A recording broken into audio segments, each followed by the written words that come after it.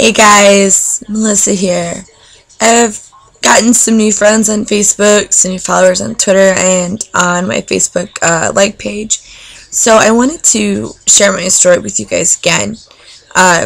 Some of you have heard it before, some of you haven't, and some of you may just want to hear it again.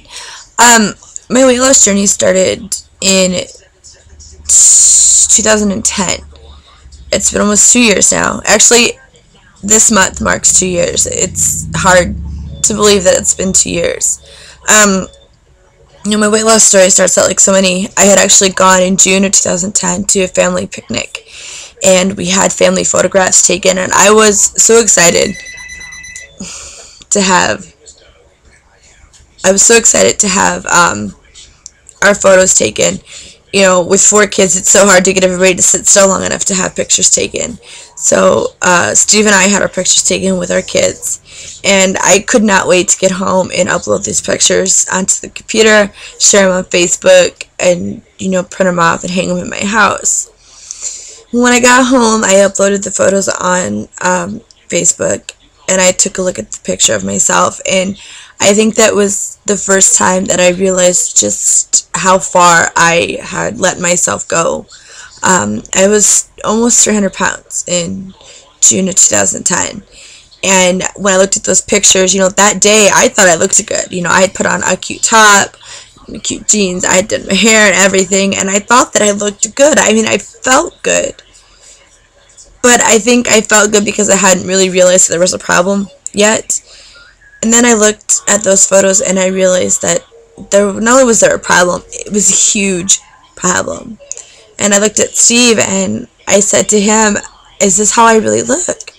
And he just kind of gave me that sad look, like, how husbands are. They don't want to say anything because they don't want to get hit. But for the first time, I was seeing myself, how the world saw me. And it was sad. I think I looked at that picture for probably a couple hours that day, and I went back to it, and I thought to myself, how could I let myself get like this? This isn't acceptable. All 4 of my pregnancies were plagued with high blood pressure. When my soon-to-be 3-year-old was born, he was born 36 weeks. He had stopped growing. I was, pre-eclamptic. And I also was dealing with gestational diabetes. So I was harming, not only was I harming myself, but I was harming my kids. In October of 2010, I was lucky enough to align myself with a wonderful personal trainer who 2 years later I consider one of my best friends. He worked with me day in and day out. He kept in touch with me through text message, through Facebook. He pushed me at the gym, and he changed my life. And I don't think that he realizes how much he changed my life, but he did. He put me on the path that I'm on now, and even now, 2 years later, I'm in another state now, and he's still in Illinois. We still talk. He still calls me. He still emails me. He still checks in on me, and he's still probably my biggest fan. And I'm his biggest fan, and I was grateful. He pushed me. He really made me realize that I had to change my life. One of the first questions that he asked me was, "Do you think that you're addicted to food?" And it was that question that opened up the door to me realizing that I had a problem. And food addiction was at the top of the list. So it's been 2 years. How am I doing now? Well, I'm down as of today to 212 pounds. I've lost just about 100 pounds. I hate admitting that I weigh over 200 pounds because last year I had gotten down below 200 pounds. But things happened, and I went back to, poor eating habits, not working out. Life got in the way. Life got really crazy last year, really hard, and it really kind of threw me for a loop. But the fact is that even though I'm 212 pounds, I'm still healthier today than I was 2 years ago. I've still lost over 100 pounds, and I'm still losing. The only reason I share all this stuff with you is because if I can do it, I believe anybody could do it. It's one of those things that you say that I'm never going to be able to change my life. I'm never going to be able to get to this point. You just have to be willing to take that first step. For me, that first step was reaching out to a personal trainer and saying, hey, look, I'm throwing up my white flag. I need help. Because you still have a support system. Having a support system is key. I would have never gotten as far as I got without the help from my personal trainer.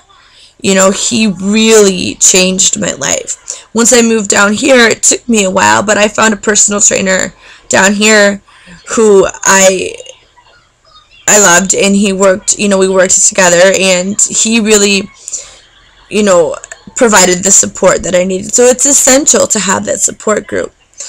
But sometimes it's hard, to say that you need help. For me, I've always been the type of person that I won't ask for help ever. I know how to change my own tire. I know how to change my own oil. I'm handy with tools. I don't ask for help. But I was playing a deadly game with my life. I was playing, it's like playing Russian roulette with food. And one bite today may not kill me, but tomorrow it could land me in the hospital. Was I going to be around to help to see my kids grow up? What was I teaching my children by eating this way and by living this way? It's not easy to ask for help.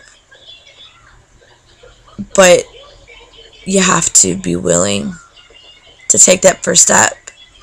And sometimes that first step is saying, hey, I need help. I need help. I need somebody to take me by the shoulders and shake me. It's okay to ask for help. And you're going to have bad days. We all have bad days. I still have bad days. But what's important is that you take that first step today, and you take this next step tomorrow, and the next day, and the next day. As the saying goes, you don't have to see the whole staircase. You just have to take that first step.